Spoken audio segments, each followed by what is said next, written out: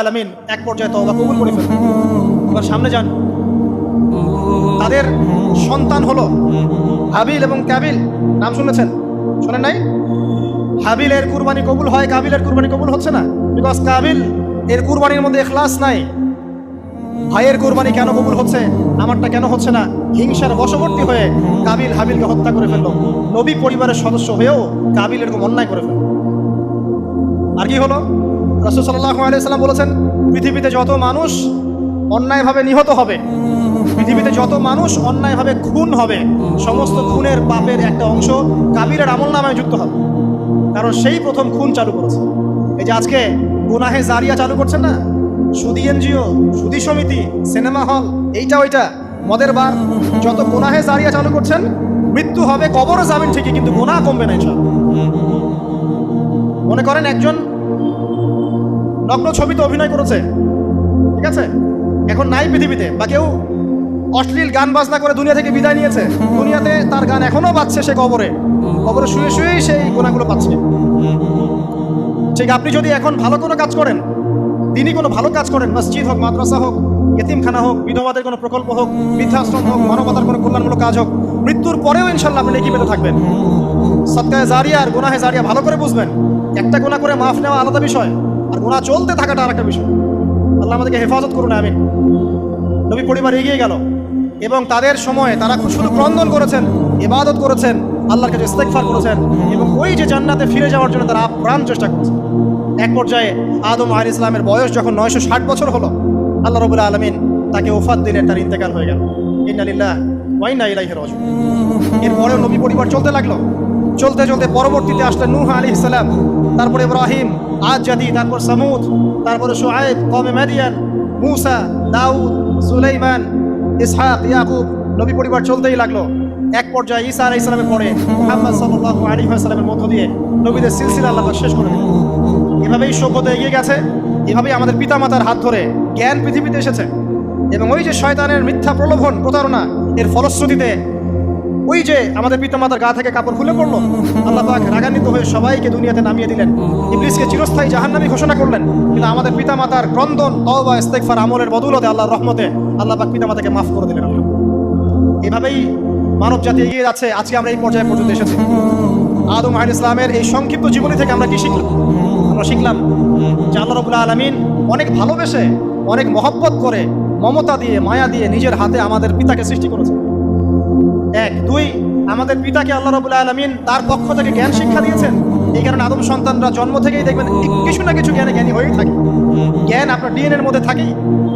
আল্লাহ রাব্বুল আলামিন আদম আলাইহিস সালামের মধ্যে রূহ ফুঁকে দিয়েছেন। আল্লাহ রাব্বুল আলামিন আদম আলাইহিস সালামকে জান্নাতে রেখেছেন। আল্লাহ রাব্বুল আলামিন গাছের কাছে যাওয়ার পরেও তওবা ইস্তেগফারের মধ্য দিয়ে তাকে মাফও করে দিয়েছেন। আল্লাহ রাব্বুল আলামিন আদম এবং হাওয়া আলাইহিস সালামের মধ্য দিয়ে এই পৃথিবীতে মানব জাতির সিলসিলা অব্যাহত রেখেছেন এবং কিয়ামত পর্যন্ত যত আদম সন্তান আসবে তাদের জন্য আল্লাহ পাক তার পক্ষ থেকে হেদায়েত প্রেরণ করেছেন। এক যুগে তাওরাত এসেছে, কখনো জাবুর, কখনো ইনজিল, কখনো কোরআন, সর্বশেষ টেস্টামেন্ট হিসেবে কোরআন এসেছে। এখন যদি এই ওহীর বাণী, কোরআন এবং এর ব্যাখ্যা হাদিস আমরা মেনে চলি, ইনশাআল্লাহ তাআলা আমরা আবার সেই জান্নাতে ফিরে যাব যেখান থেকে আমাদেরকে নামিয়ে দেওয়া হয়েছে। আর যদি আমরা কোরআন এবং হাদিস বা আল্লাহর ওহীর পরোয়া না করি, এর আলোকে জীবন না করি, তাহলে ওই ইবলিসের সাথেই আমাদেরকে জাহান্নামে থাকতে হবে। নাউযুবিল্লাহ। আল্লাহ রাব্বুল আলামিন আমাদের সবাইকে কোরআন এবং সুন্নাহ, আল্লাহর ওহী মেনে চলার তৌফিক দান করুন এবং ইবলিসের খপ্পর থেকে আল্লাহ পাক আমাদেরকে বাঁচিয়ে রাখুন। ইবলিসের যত এজেন্ট আছে, ওদের যে দুরভিসন্ধি, ষড়যন্ত্র এবং শয়তানি ফাঁদ, এগুলো থেকে আল্লাহ পাক আমাদেরকে, আমাদের মা বোনদেরকে, আমাদের পরিবারের সদস্যদেরকে, আমাদের সমাজকে, রাষ্ট্রকে আল্লাহ পাক হেফাজত করুন, বাঁচিয়ে। আল্লাহ রাব্বুল আলামিনই প্রথম, আল্লাহ পাকই শেষ। আল্লাহ পাক প্রকাশ্য, আল্লাহ পাক গোপন। ওয়া হুয়া বিকুল্লি শাইইন আলিম। আল্লাহ পাক বলছেন তিনি প্রত্যেকটা বিষয় সম্পর্কে জ্ঞানী। সূরা হাদীদ আয়াত নাম্বার 3। তো আমরা বুঝতে পারছি যখন কোনো কিছু ছিল না তখন আল্লাহ রাব্বুল আলামিন ছিলেন, আবার যখন কিছু থাকবে না তখন আল্লাহ পাক থাকবেন। কুল্লু মান আলাইহা ফান ওয়া ইয়াবকা ওয়াজহু রাব্বিকা যুল জালালি ওয়াল ইকরাম। সমস্ত কিছু ফানা হয়ে যাবে, শুধুমাত্র আল্লাহ রাব্বুল আলামিনের সত্তা, জাত, এটা বাকি থাকবে। তার মানে আল্লাহ পাকই শুরু, আল্লাহ পাকই শেষ। আল্লাহর কোনো শুরু নাই, আল্লাহর কোনো শেষ নাই।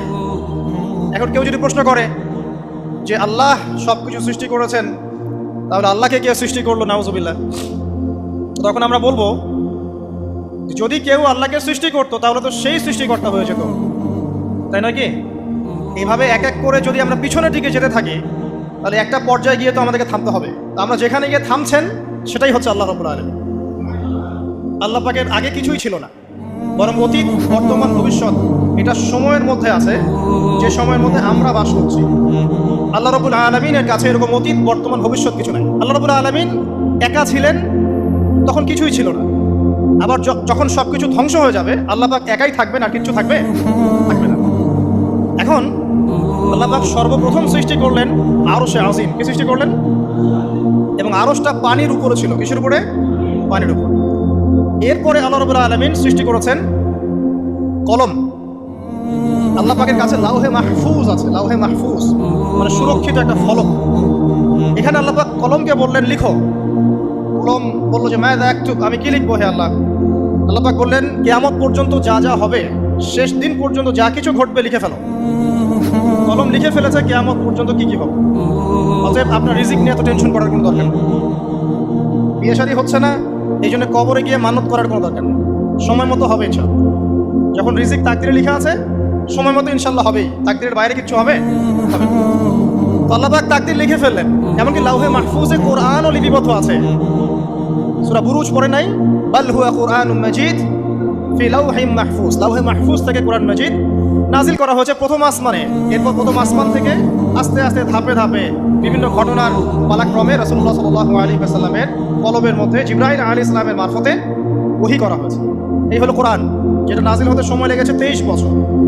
লাউহে মাহফুজ আল্লাহ রাব্বুল আলামিন সব লিখে ফেললেন। এভাবে 6 দিন, আল্লাহ পাকের হিসেবে 6 দিন কত লম্বা আল্লাহ ভালো জানেন। 6 দিনে আল্লাহ রাব্বুল আলামিন এরপর সৃষ্টি করলেন পুরো মহাবিশ্ব। পুরো মহাবিশ্ব বলতে আমি শুধু পৃথিবীর সৌরজগৎ বোঝাচ্ছি না। এই মঙ্গল, বুধ, শনি, বৃহস্পতি এইটুক না, এরকম হাজার হাজার সৌরজগৎ মিলে একটা গ্যালাক্সি হয়। আর হাজারটা গ্যালাক্সি মিলে গিয়ে একটা আসমান হচ্ছে, মহাকাশের একটা ছায়াপথ আসমান হচ্ছে। তো এরকম 7টা আসমান, 7টা মহাবিশ্ব আল্লাহ পাক সৃষ্টি করলেন মাত্র 6 দিনে। কয় দিনে? ফি সিত্তাতি আইয়াম। 6 দিন আল্লাহ পাক সৃষ্টি করলেন। এরপর আল্লাহ রাব্বুল আলামিন প্রত্যেক মহাকাশে তার যার যার কাজ সেটা দিলেন। যেখানে যেখানে মাখলুক সৃষ্টি করা আল্লাহ পাক করলেন। আল্লাহ রাব্বুল আলামিন মালায়েকা সৃষ্টি করলেন নূর দিয়ে। কি দিয়ে? আলো দিয়ে। আলোর মধ্য দিয়ে আল্লাহ রাব্বুল আলামিন ফেরেশতা সৃষ্টি করলেন। আল্লাহ পাক জিন সৃষ্টি করলেন। জিন কি দিয়ে? আগুন দিয়ে। একদম যেটা উত্তপ্ত আগুন, লাল আগুন, সেই আগুন দিয়ে আল্লাহ পাক জিন জাতিকে সৃষ্টি করলেন। সৃষ্টি করার পর আল্লাহ রাব্বুল আলামিন জিন জাতিকে পৃথিবীতে পাঠিয়েছেন। কোথায়?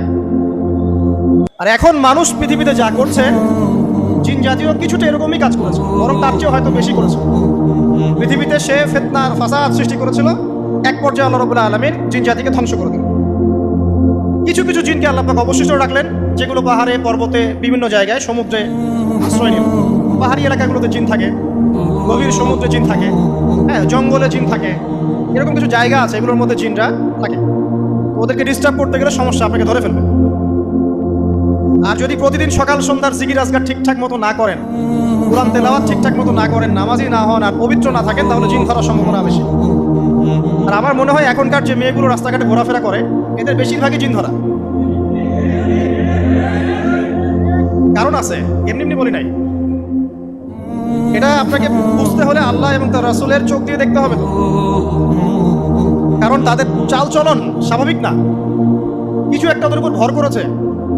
ভরটা করার কারণে তার চাল চলন আজকে এমন হয়ে গেছে। এবং বহু মেয়ের ঘটনা এমন শোনা যায় যে সরাসরি তারা জিন দ্বারা ইফেক্টেড হয়। দেখেন না, রুকিয়া করতে হয়, শারীরিকভাবে রুকিয়া করতে হয়। তো খেয়াল রাখবেন, সকাল সন্ধ্যার জিকির আজগার ঠিক রাখবেন, কোরআন তেলাওয়াতটা ঠিক রাখবেন, নামাজি হবেন, পাক পবিত্র থাকবেন, জিন আপনাকে কোনো ক্ষতি করতে পারবেন ইনশাআল্লাহ। জিনরা কিন্তু রাসূল সাল্লাল্লাহু আলাইহি ওয়াসাল্লামেরও ক্ষতি করার চেষ্টা করেছিল। আল্লাহর রাসূল সাল্লাল্লাহু আলাইহি ওয়াসাল্লাম ওটাকে ধরেছিলেন, ধরে মসজিদের খুঁটির সাথে বেঁধে রেখেছে। নামাজের মধ্যে জিন আমাদের নবীকে ডিস্টার্ব করেছিল, আল্লাহ রাসূল ওই জিনকে ধরেছেন, ধরে খুঁটির সাথে বেঁধে রেখেছে।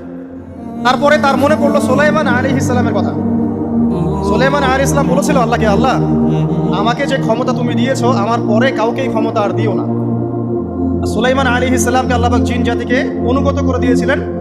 সুলাইমান আলাইহিস সালামের নির্দেশে জিন জাতি বিভিন্ন কাজ করত, এমনকি সমুদ্রের মধ্যে ডুবুরির কাজও করত, সমুদ্রের ভিতর থেকে রত্ন বের করে নিয়ে আসতো। এগুলো কিন্তু অনেক রূপকথা নয়, সত্য ঘটনা। তখন নবী সাল্লাল্লাহু আলাইহি ওয়াসাল্লাম বললেন যে আমার ভাই সুলাইমানের কথা আমার মনে পড়ে গেল, তাই আমি জিনটাকে ছেড়ে দিলাম।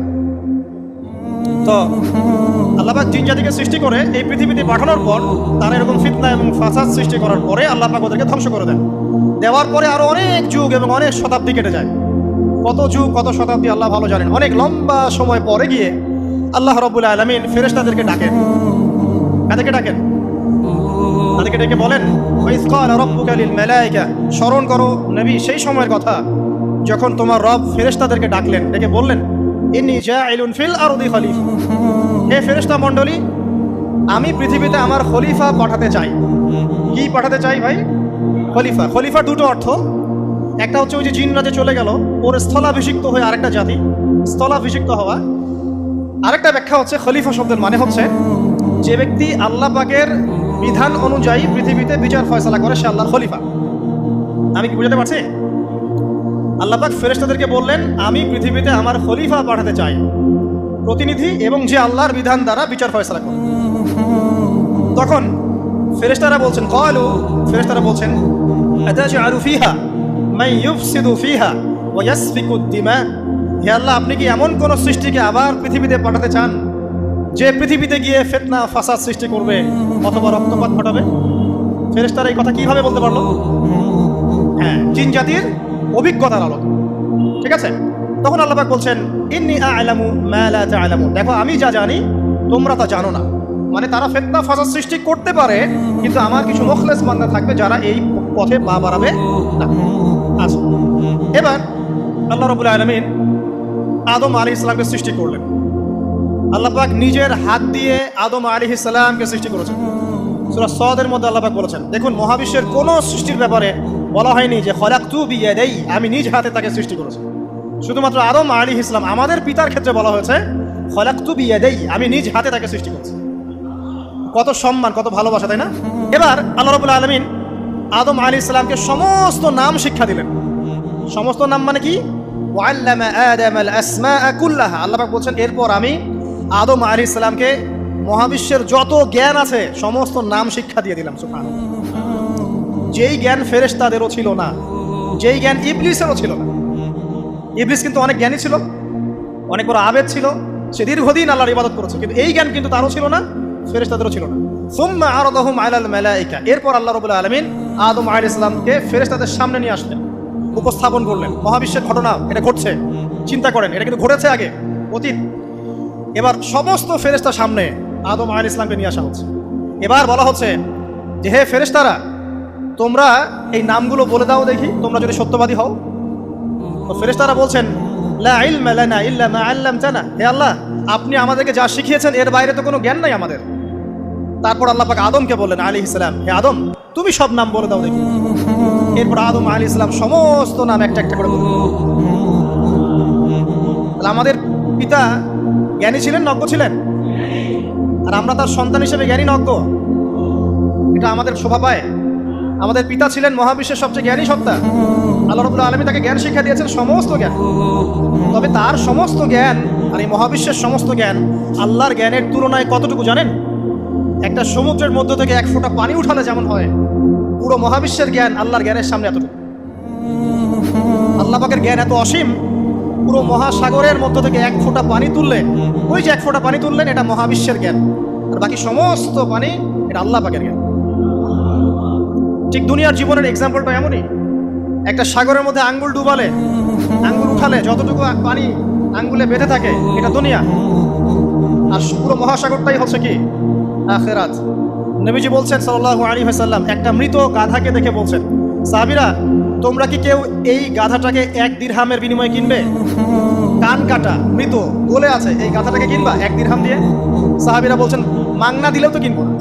ইয়া রাসূলুল্লাহ, যদি ফ্রিও কেউ দেয়, বিনামূল্যে দেয়, তাও তো নিব না। তখন নবী সাল্লাল্লাহু আলাইহি ওয়াসাল্লাম বলছেন, এটাই হচ্ছে আল্লাহর কাছে দুনিয়ার এক্সাম্পল। ওই মৃত গাধা তোমাদের কাছে যতটা না ইম্পর্টেন্ট, যতটুকু মূল্য রাখে, আল্লাহর কাছে এই দুনিয়া তার চেয়েও কম মূল্য রাখে। তো এই দুনিয়াতে তো সব ফয়সালা হবে না। আমরা তো হতাশ হয়ে যাই না যে দুনিয়াতে এমন কেন, এটা কেন, ওইটা কেন। দুনিয়া এটারই জায়গা, দুনিয়া সবকিছুর কনক্লুশনের জায়গা না, সবকিছুর পরিসমাপ্তির জায়গা হচ্ছে কিয়ামতের মাঠ। ওই দিন যে সফল সে সফল, যে ব্যর্থ সে ব্যর্থ। দুনিয়ার বাড়ি গাড়ি, স্ট্যাটাস, চাকরি বাকরি, ইজ্জত সম্মান, এটা সাফল্য ব্যর্থতার মানদণ্ড নয়, চূড়ান্ত মানদণ্ড নয়। চূড়ান্ত মানদণ্ড কি? ফামান যুহজিহা আনিন নার ওয়া উদখিলাল জান্নাহ ফাকাদ ফাজ। যাকে জাহান্নাম থেকে বাঁচানো হবে, জান্নাতে প্রবেশ করানো হবে, পুলসিরাত পার হতে পারবে, এই একমাত্র ব্যক্তি সফল। সাফল্যের সংজ্ঞাটা জেনে রাখবেন, তাহলে আপনি দুনিয়াতে হতাশ হবেন না ইনশাআল্লাহ। এবার কি হলো, যখন আদম আলাইহিস সালাম সমস্ত নাম শিক্ষা দেওয়া সমস্ত নাম বলে দিলেন, এখানে নাম মানে কিন্তু খালি নাম নয়, জ্ঞান বলে দিলেন, তখন আল্লাহ রাব্বুল আলামিন ফেরেশতাদেরকে বললেন, তোমরা সবাই এখন আদমকে সিজদা করো। ওয়াইয কুলনা লিল মালাইকাতি ইসজুদু লি আদম, আল্লাহ পাক এবার বলছেন, আমি সমস্ত মালায়েকাকে বললাম তোমরা আদমকে সিজদা করো। ফাসাজাদু, সবাই সিজদা করলো, ইল্লা ইবলিস, ইবলিস সিজদা করলো না। কেন করলে না? ইবলিসকে বলা হচ্ছে, ইয়া ইবলিস মা মানাকা আল্লা তাসজুদা ইয আমারতুক, তোমাকে কে নিষেধ করলো সিজদা করতে ওই আদমকে যাকে আমি আদেশ করেছি? কে নিষেধ করলো? তখন ইবলিস বলছে, খালাকতানি মিন নার ওয়া খালাকতাহু মিন তিন, আমাকে সৃষ্টি করেছেন আগুন দিয়ে আর আদমকে সৃষ্টি করেছেন মাটি দিয়ে, আমি কিভাবে তাকে সিজদা করতে পারি? ইবলিস বলতে চাইলো যে আপনি যে বলছেন আদমকে সিজদা করো, আদম তো মাটির তৈরি, আমি তো আগুনের তৈরি, তাহলে আপনি ভুল বলছেন। না, আগুন কেন মাটির সামনে নত হবে? মাটি আগুনের সামনে নত হওয়া উচিত। তার কেয়াস হচ্ছে এমন, কেয়াস মানে কি? তার এটা কি? তার এটা যুক্তি, তার এটা যুক্তি এবং দর্শন যে আমি কেন তাকে সিজদা করব? আমি তো আগুনের তৈরি আর আদম হচ্ছে মাটির তৈরি। তো খালাকতাহু মিন নার ওয়া খালাকতানি মিন তিন, খালাকতানি মিন নার ওয়া খালাকতাহু মিন তিন, আমাকে সৃষ্টি করেছেন আগুন দিয়ে, আদমকে সৃষ্টি করেছেন মাটি দিয়ে। আবা ওয়াস্তাকবারা, আল্লাহ পাক বলছেন সে উদ্ধত হলো এবং অহংকার প্রদর্শন করলো। আর আল্লাহ পাক অনেক কিছু মাফ করে দেন, কিছু কিছু বিষয় আল্লাহ পাক মোটেই পছন্দ করেন। তার মধ্যে একটা হচ্ছে অহংকার, তার মধ্যে একটা হচ্ছে শিরক, তার মধ্যে একটা হচ্ছে অন্যের হক নষ্ট করা, তার মধ্যে একটা হচ্ছে আদম সন্তানকে হত্যা করা, তার মধ্যে একটা হচ্ছে বৃদ্ধ বয়সে ব্যভিচার করা, তার মধ্যে একটা হচ্ছে মুরতাদ হয়ে যাওয়া। ওই যে খ্রিস্টান হয়ে যাচ্ছেন না, খালি মরেন তারপর বুঝবেন, খালি মালাকুল মউত আসুক তারপর বুঝবেন। আল্লাহ রাব্বুল আলামিন বলছেন তার রাসূলের মাধ্যমে, কেউ যদি সাক্ষ্য দেয় আল্লাহ ছাড়া কোনো মাবুদ নাই, মুহাম্মদ সাল্লাল্লাহু আলাইহি ওয়াসাল্লাম শেষ নবী, ঈসা ইবনে মারইয়াম আল্লাহর প্রেরিত নবী, আল্লাহর পুত্র নন, জান্নাত সত্য এবং জাহান্নাম সত্য, এই পাঁচটা বিষয় যদি কেউ সাক্ষ্য দেয় ইনশাআল্লাহ সে জান্নাতে যাবে, তার আমল যেমনই হোক। টাকার বিনিময়ে, চাকরির বিনিময়ে, সমাজসেবার নামে আর চিকিৎসার নামে ঈমান বিক্রি করে ফেললেন, সুবহানাল্লাহ সুবহানাল্লাহ। তোমাদের এই পৃথিবীতে বেঁচে থাকার চাইতে মাটির তলে চলে যাওয়া ভালো। আবর্জনার কোনো প্রয়োজন নাই আল্লাহর এই জমিনে। এই মুসলিম উম্মার আবর্জনার কোনো প্রয়োজন নাই। এই মুসলিম উম্মার ইমানদার সাহসী তরুণ প্রজন্মের দরকার। আল্লাহ পাক কবুল করুন, আমিন। এরপরে কি হলো? ইবলিস সিজদা করলো না, আবা ওয়াস্তাকবার, সে উদ্ধত হলো এবং অহংকার প্রদর্শন করলো। এবার আল্লাহ পাক জিজ্ঞাসা করলেন, কেন করলে না? কেন করলে না? সে বললো যে আগুন দিয়ে সৃষ্টি করেছেন আমাকে, তাকে সৃষ্টি করেছেন আপনি মাটি দিয়ে, সো আপনি ভুল আমি সঠিক, আমি কেন তাকে সিজদা করব? আল্লাহ পাক তখন আর তার প্রতি রহম করলেন না। আল্লাহ পাক তখন তাকে বলছেন ফাখরুজ মিনহা, এখান থেকে বেরো। আল্লাহ পাক যেমন গফুর রহিম, আরহামুর রাহিমিন, ঠিক তেমনি আল্লাহ পাক শাদীদুল ইকাব, কঠিন শাস্তি দাতাও বটে। আল্লাহ পাক শুধু কি দয়াই করবেন, শাস্তি দিবেন না? দিবেন। ফাখরুজ, অপদস্থ হয়ে, লাঞ্ছিত হয়ে এখান থেকে বের হয়ে যাও। এখানে অহংকার করার অধিকার তোমাকে দেওয়া হয় না, এখান থেকে বের হয়ে যাও। এবার ইবলিস বের হয়ে যাচ্ছে। বের হয়ে যাওয়ার সময় ইবলিস বলছে রব্বি, কি বলছে? রব্বি। দেখেন ইবলিস আল্লাহকে বলছে রব্বি, মানে ইবলিস আস্তিক। ইবলিস কি আস্তিক? ইবলিস আল্লাহ বিশ্বাস করে। ইবলিস বলছে রব্বি, হে আমার রব, আনজিরনি ইলা ইয়াউমি ইউবআসুন, আমাকে কিয়ামত দিবস পর্যন্ত অবকাশ দেন। আমাকে তো বের করে দিচ্ছেন, ঠিক আছে, আমাকে কিয়ামত দিবস পর্যন্ত অবকাশ দেন। শব্দ চয়ন হচ্ছে রব্বি, হে আমার রব। মানে ইবলিস কিন্তু নাস্তিক না। তাহলে এখন যারা এই যে এথিজমে বিশ্বাস করছেন, আসলে এরা কেউ নাস্তিক না, এরা ইসলাম বিদ্বেষী। কখনো দেখবেন না তাদেরকে অন্য ধর্মের কোনো বিষয় নিয়ে কটু মন্তব্য করছে, প্রশ্ন উত্থাপন করছে, এমনটা খুব কমই দেখবেন। এদের যত মাথা ব্যথা ইসলাম নিয়ে। এখানে দেখেন ইবলিসের কথা বলছি, ইবলিস কিন্তু আস্তিক। ইবলিস কি বলছে? রব্বি আনজিরনি ইলা ইয়াউমি ইউবআসুন, হে আমার রব। ইবলিস জানে যে আল্লাহ তার রব। ওই যে সূরা হাশরের শেষের দিকে পড়ে দেখবেন ইবলিস বলে উকফুর, তোমরা কুফরি করো। তারপরে মানুষ যখন কুফরি করে সে বলে আমি ইন্নী আখাফুল্লাহ রাব্বুল আলামিন, আমি আল্লাহকে ভয় করি যে জগৎ সমূহের প্রতিপালক। শয়তানকে মানুষকে জিজ্ঞাসা করবে জাহান্নামীরা, তুমি আমাদেরকে পথভ্রষ্ট করেছে। শয়তান বলবে আমি কিচ্ছু করি নাই, আমি তোমাদেরকে কোনো কাজে ফোর্স করি নাই, আমি শুধু তোমাদেরকে ওয়াসওয়াসা দিয়েছি, তোমরা নিজেরাই কাজ করছো। ফালা তালুমুনি ওয়ালুমু আনফুসাকুম, সূরা ইব্রাহিম পড়ে দেখেন। শয়তান বলবে তোমরা আমাকে লানত করো না, নিজেদেরকেই লানত করো, আমি তো তোমাদেরকে বাধ্য করে কাজ করাই নাই, তোমরা নিজেরাই করেছো এই কাজ। আসুন সামনে যাই। এবার আল্লাহ পাক যখন ইবলিসকে বের করে দিলেন, সে বলছে আমাকে কিয়ামত পর্যন্ত অবকাশ দিন। কিয়ামত পর্যন্ত অবকাশ নিয়ে ইবলিস কি করবে? উত্তর, ইবলিস বলছে ফাবিমা আগওয়াইতানি, হে আল্লাহ, যে কারণে বা যে আদমের কারণে আপনি আমাকে এখান থেকে বের করে দিলেন, লাআকউদান্না লাহুম সিরাতাকাল মুস্তাকিম, আমি সে আদম সন্তানের সরল পথে ওত পেতে বসে থাকবো। শয়তানের কথা কি মনে থাকবে যুবক ভাইরা? শয়তানের চ্যালেঞ্জ কি? আমি আদম সন্তানের সরল পথে ওত পেতে বসে থাকবো, মানে আমার আপনার সবার পথে সে ওত পেতে বসে আছে। এটা যদি মাথায় থাকে তাহলে জীবনে চলা সহজ হয় না? আর কি করবো? সুম্মা লাআতিয়ান্না মিন বাইনি আইদিহিম, শুধু বসেই থাকবো না, আমি আসবো তাদের সামন থেকে, ওয়া মিন খালফিহিম, তাদের পিছন থেকে, ওয়া আন আইমানিহিম, তাদের ডান দিক থেকে, ওয়া আন শামাইলিহিম, তাদের বাম দিক থেকে, ওয়া লা তাজিদু আকসারাহুম শাকিরিন, হে আল্লাহ, আপনি বেশিরভাগ আদম সন্তানকে শুকরগুজার পাবেন না। কার কথা? শয়তানের এই কথাটা কি সত্য না মিথ্যা? এখন বেশিরভাগ লোক নামাজ পড়ে না পড়ে না? পড়ে। বেশিরভাগ মুসলিমের দাড়ি আছে না নাই? বেশিরভাগ মুসলিম সুদ খায় না খায় না? এখন বেশিরভাগ তরুণ প্রজন্ম জেনায় আছে না নাই? পর্নোগ্রাফি সবাই দেখে না দেখে না? অন্যের সম্পদ আত্মসাৎ মানুষ করছে না? দুর্নীতি করছে না? ঘুষ খাচ্ছে না? ইসলামের বিধান 100% পালন করে কত পার্সেন্ট মানুষ? খুব কম। আচ্ছা বাদ দেন এত বড় বড় কথা, শুধু কুরআনুল কারীম তেলাওয়াত করতে পারে কতজন মানুষ? বলি না আমরা 90% মুসলিমের বাংলাদেশ, তো 90% মুসলিমের বাংলাদেশে কত ভাগ মুসলিম কোরআন তেলাওয়াত করতে পারে? একটা শুমারি করে দেখেন, কোরআন শুমারি, এটা কোরআন শুমারি করে দেখেন যে কত পার্সেন্ট মুসলিম শুদ্ধ করে কোরআন পড়তে পারে। যারা পড়তে জানে তাদেরও পড়া যে কত ভুল আছে আলেম ওলামার কাছে গেলে বুঝতে পারবে। আর এই ভুলের কারণে যে অর্থ কত পরিবর্তন হচ্ছে আপনি তো জানেনই না। তো এই যে শয়তান বলেছে ওয়ালা তাজিদু আকসারাহুম শাকিরিন, আপনি বেশিরভাগই শুকরগুজার পাবেন। কথা সত্য না মিথ্যা? দেখেন ও কিন্তু তার মিশনের মধ্যে ঠিকই আছে। কথা যে সত্য তার প্রমাণ সহিহ বুখারীর একটা হাদিস, যেটা 4 বার এসেছে বুখারীর মধ্যে, যে আদম আলাইহিস সালামকে ডাকা হবে কিয়ামতের মাঠে, ডেকে বলা হবে তোমার সন্তানদের মধ্য থেকে জাহান্নামীদেরকে আলাদা করে দাও। আদম আলাইহিস সালাম বলবেন কতজনকে আলাদা করে দিব? আল্লাহ পাক বলবেন প্রতি 1099 জনকে জাহান্নামের জন্য আলাদা করে দাও। শয়তানের কথা ঠিক না ঠিক? এবার আল্লাহ রাব্বুল আলামিন তাকে বের করে দিলেন। ইবলিস এবার বের হয়ে গেল, চ্যালেঞ্জও করলো। এবার আল্লাহ পাক আদম আলাইহিস সালামকে ডেকে বলছে ইয়া আদম, এবার আদম আলাইহিস সালামের এই যে পাঁজর মানে বুকের পাঁজর, এখান থেকে তার সঙ্গিনীকে সৃষ্টি করা হলো। কারণ আদম আলাইহিস সালাম একাকী ছিলেন, একা কি থাকা যায়? একা একা থাকতে কষ্ট হয় না? একজন জীবন সঙ্গী লাগে না? তো আদম আলাইহিস সালামের এই বাম পাঁজরের হাড় থেকে হাওয়া আলাইহিস সালামকে সৃষ্টি করা হলো।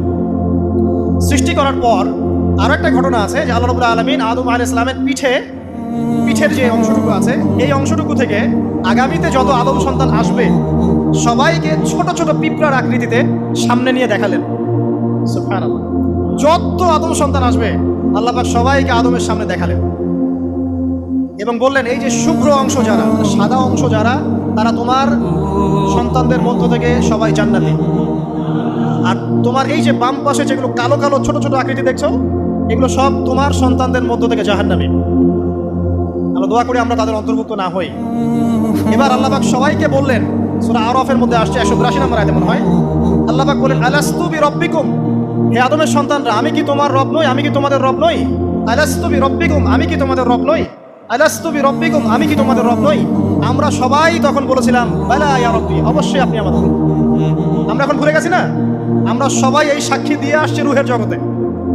আর রুহের জগৎ বলে একটা জগৎ আছে, অনেক জগৎ আছে। রুহের জগৎ একটা, দুনিয়ার জগৎ একটা, জিন জাতির জগৎ আলাদা, বারজাখ পরকালে যে কবরে রাখার পরে বারজাখের জগৎ একটা, আর দারুল করার যেটা হবে একদম জান্নাত জাহান্নাম, ওটা আরেকটা জগৎ। এই যে মহাবিশ্ব যে সম্প্রসারিত হচ্ছে এক এক গ্যালাক্সিতে এক একটা জগৎ না, এরকম বহু জগৎ আছে। রুহের জগতে আমরা এই ওয়াদা আল্লাহর কাছে করে এসেছি, এটাকে আহদে আলাস্তু বলে। কি বলে? আহদে আলাস্তু, মানে আলাস্তু বিরাব্বিকুম, আমি কি তোমাদের রব নই? আমরা বলেছিলাম হ্যাঁ আপনি আমাদের রব। একটা মজার কথা আছে এখানে, যখন আদম আলাইহিস সালাম দেখছিলেন তার সন্তানদেরকে সাদা সাদা আকৃতি ছোট ছোট, এর মধ্যে একজন সন্তানকে দেখে তার প্রচন্ড ভালো লেগেছিল এবং তিনি অত্যন্ত সুদর্শন ছিলেন। তাকে দেখে তার প্রচন্ড রকম ভালো লেগেছিল। আল্লাহ পাককে তিনি জিজ্ঞাসা করলেন, হে আল্লাহ, আমার সন্তানদের মধ্যে কে এই সুন্দর সন্তান কে? আল্লাহ পাক বললেন, সে হচ্ছে তোমার সন্তান দাউদ। কি নাম? দাউদ আলাইহিস সালাম। আপনাকে বলে রাখি, আদম আলাইহিস সালামের ব্যাপারে যেমন আল্লাহ পাক বলেছেন আদম আমার খলিফা, ঠিক দাউদ আলাইহিস সালাম সম্পর্কেও আল্লাহ পাক বলেছেন দাউদ আমার খলিফা। বুঝতে পারলেন? কোথায় আছে? সূরা সদ পড়ে দেখেন। ঠিক আদম আলাইহিস সালাম সম্পর্কে আল্লাহ পাক বলেছেন না যে আমি পৃথিবীতে খলিফা পাঠাচ্ছি, ঠিক দাউদ আলাইহিস সালাম সম্পর্কেও আল্লাহ পাক বলেছেন দাউদ আমার খলিফা। ইয়া দাউদ ইন্না জাআলনাকা খলিফাতান ফিল আরদ ফাহকুম বাইনান নাসি বিল হক ওয়া লা তাত্তাবি'ল হাওয়া। আয়াতটা পড়ে দেখেন, ওইদিকে আমি পরে আসি। তো ওই সন্তানকে দেখে তার এত ভালো লাগলো, আল্লাহর কাছে তিনি জিজ্ঞাসা করছেন, হে আল্লাহ আমার এই সন্তানের হায়াত কত? আল্লাহ পাক বলছেন তোমার এই সন্তানের হায়াত হচ্ছে 60 বছর। কত বছর? 60 বছর। আর আমাদের উম্মতে মুহাম্মাদের কিন্তু গড় আয়ু এরকম 60-65, বেশি না, গড় আয়ু। তখন আদম আলাইহিস সালাম বলেন, আল্লাহ আমার হায়াত থেকে তাকে 40 বছর দিয়ে দাও, আমার হায়াত থেকে তাকে 40 বছর দিয়ে দাও। আল্লাহ পাক তাকে 40 বছর দিয়ে দিলেন। তাই আদম আলাইহিস সালামের 1000 বছর হায়াত হয়ে গেল 960 বছর, আর দাউদ আলাইহিস সালামের 40 বছর হায়াত হয়ে গেল 100 বছর। এখন আসেন এই জায়গায় যে আদম আলাইহিস সালাম এবং দাউদ আলাইহিস সালাম দুইজনকে আল্লাহ পাক কি বলেছেন? খলিফা। খলিফা কে? খলিফা কাকে বলে? এটা একটু শুনে নি ছোট্ট করে। সূরা সদ পড়বেন 24 কি 26 নম্বর আয়াত। আল্লাহ পাক বলছেন, ইয়া দাউদ, হে দাউদ, খলিফার কাজ কি এটা শোনেন। হে দাউদ, ইন্না জাআলনাকা খলিফাতান ফিল আরদ, নিশ্চয়ই আমি আল্লাহ তোমাকে পৃথিবীতে খলিফা করেছি। কি করেছি? খলিফা করেছি। তোমার কাজ কি? ফাহকুম বাইনান নাসি বিল হক, মানুষের মাঝে আল্লাহর বিধান দ্বারা হকের মানদণ্ডে বিচার ফয়সালা করবে। তাহলে আল্লাহর খলিফার দায়িত্ব কি? আল্লাহর বিধান দ্বারা বিচার ফয়সালা করা। ওয়ালা তাত্তাবি'ল হাওয়া, তুমি নিজের প্রবৃত্তির অনুসরণ করবে না। ফায়ুদিল্লাকা আন সাবিলিল্লাহ, তাহলে তোমাকে এটা সরল পথ থেকে বিচ্যুত করে দেবে। ইন্নাল্লাযীনা ইউদিল্লুনা আন সাবিলিল্লাহ, নিশ্চয় যারা আল্লাহর পথ থেকে বিচ্যুত হয়ে যায়, লাহুম আযাবুন শাদীদ, তাদের জন্য কঠিন শাস্তি আছে। বিমা নাসু ইয়াউমাল হিসাব, এই কারণে যে তারা হিসাবের দিনটা ভুলে গেছে। এই আয়াত থেকে খলিফার ফাংশন বুঝতে পারলেন? খলিফার ফাংশন কি? আপনি যা ইচ্ছা তাই ফয়সালা করবেন, নিজের মন করা যা ইচ্ছা রচনা করবেন। ফাহকুম বাইনান নাসি বিল হক, মানুষের মধ্যে হকের মানদণ্ডে বিচার ফয়সালা করো। হকটা কি জিনিস? আমার দর্শন হক, আমার ফিলোসফি হক, আমার যুক্তি, আমার বিজ্ঞান, এগুলোই হকের মানদণ্ড। হকের মানদণ্ড কি? কোথায় উত্তর আছে? কোরআনেই উত্তর আছে। কোন সূরা? সূরা কাহফ। কত নম্বর আয়াত? আয়াত নাম্বার 29। আল্লাহ পাক বলছেন, ওয়া কুলিল হাক্কু মির রাব্বিকুম, হক সেটাই যা তোমার রবের পক্ষ থেকে নাযিল। কথা কি ক্লিয়ার? হক কি জিনিস? যা তোমার রবের পক্ষ থেকে নাজিল হয়। ফামান শাআ ফালইউমিন, যার ইচ্ছা হয় সে স্বীকার করুক। ওয়ামান শাআ ফালইয়াকফুর, যার ইচ্ছা হয় সে অস্বীকার করুক। ইন্না আ'তাদনা লিযালিমিনা নারান, অস্বীকারী জালেমদের জন্য আমি আগুন প্রস্তুত করে রেখেছি। এখানে আপনি হকের সংজ্ঞা পেলেন এবং হকের মানদণ্ডে বিচার ফয়সালা করলে পরে খলিফা হয়। যদি আল্লাহ পাকের হকের মানদণ্ডে কেউ ফয়সালা না করে, সে আল্লাহর খলিফা নয়, সে শয়তানের খলিফা। কথা কি ক্লিয়ার? আচ্ছা, এখন যদি আপনি বাধ্য হন কোনো ক্ষেত্রে সেটা আলাদা বিষয়, বাধ্য হয়েছেন সেটা আলাদা বিষয়, কিন্তু আকীদা স্পষ্ট থাকতে হবে যে আল্লাহ রাব্বুল আলামিনের বিধান চূড়ান্ত, এর উপর কোনো বিধান নাই। এখন আপনি আদম এবং দাউদ আলাইহিস সালামের মধ্যে একটা সম্পর্ক বুঝতে পারলেন। এবার আল্লাহ পাক আদম আলাইহিস সালামকে ডাকলেন, ডেকে বলছেন, আদম এবং হাওয়া, তোমরা দুজন উসকুন আনতা ওয়া যাওজুকাল জান্নাহ, এবার তুমি আর তোমার স্ত্রী হাওয়া তোমরা জান্নাতে থাকো। ফাকুলা মিনহা রাগাদান হাইথু শি'তুমা, জান্নাতের যেখান থেকে ইচ্ছা তোমরা ফল খাও বা যা ইচ্ছা তাই করো, সবকিছু উন্মুক্ত তোমাদের জন্য জান্নাতে। একটা বিষয়, ওয়ালা তাকরাবা হাযিহিশ শাজারা, এই যে গাছটা দেখছো এই গাছের কাছেও যাবে না। এখানে শব্দ এমন না যে গাছের ফল খাবে না, শব্দ হচ্ছে এমন গাছের কাছেও যাবে না। যেমন ওয়ালা তাকরাবু জিনা, জিনা করবে না আল্লাহ পাক বলেননি, বলেছেন জিনার কাছেও যাবে না। ওয়ালা তাকরাবু মালাল ইয়াতীম, ইয়াতীমের মাল খাবে না আল্লাহ পাক বলেন নাই, আল্লাহ বলেছেন ইয়াতীমের মালের কাছেও যেও না। আমি কি বুঝতে পারছি? এই গাছের কাছেও যেও না। এবার জান্নাতে তারা থাকতে লাগলেন। এবার ইবলিস তো আর হাল ছেড়ে দেয় নাই, সে কি বলেছিল? ডান বাম সামন পিছন সব দিক থেকে আসবে। সে ওয়াসওয়াসা দেয়। কি ওয়াসওয়াসা দেয়? হে আদম, হাল আদুল্লুকা, আমি কি তোমাকে বলে দিব? আলা শাজারাতিল খুলদ ওয়া মুলকিন লা ইয়াবলা, হে আদম আমি কি তোমাকে বলে দিব এমন একটা গাছের কথা, যেই গাছের ফল খেলে পরে তুমি চিরস্থায়ী জীবন লাভ করবে, কোনোদিন মারা যাবে না। এই চিরস্থায়িত্বের টোপ দিচ্ছে কে? এই চিরস্থায়ী ক্ষমতার টোপে মানুষ পথ হারাচ্ছে না পৃথিবীতে। ওয়া মুলকিন লা ইয়াবলা, এমন রাজত্ব পাবে যেই রাজত্ব কখনো ক্ষয় হবে না। চিরস্থায়িত্বের টোপ, রাজত্বের টোপ, এই দুটোই হচ্ছে পৃথিবীতে মানুষকে পথভ্রষ্ট করা শয়তানের অস্ত্র। কথা মনে বুঝতে পারেন না? আমার মাথার উপর দিয়ে আছে, বুঝতে পারবেন ইনশাআল্লাহ। তো টোপ দিচ্ছে দুইটা, হাল আদুল্লুকা আলা শাজারাতিল খুলদ ওয়া মুলকিন লা ইয়াবলা। করতে করতে করতে করতে একদিন সত্যি সত্যি আমাদের পিতামাতা সেই গাছের কাছে চলে গেলেন। যখনই চলে গেলেন, ফালাম্মা যায়াকা শাজারা, যখন তারা গাছের কাছে চলে গেলেন, ওয়াদাত লাহুমা সাওআতিহিমা, তাদের পরনে যে জান্নাতি কাপড় ছিল থাপাস করে খুলে পড়ে গেল।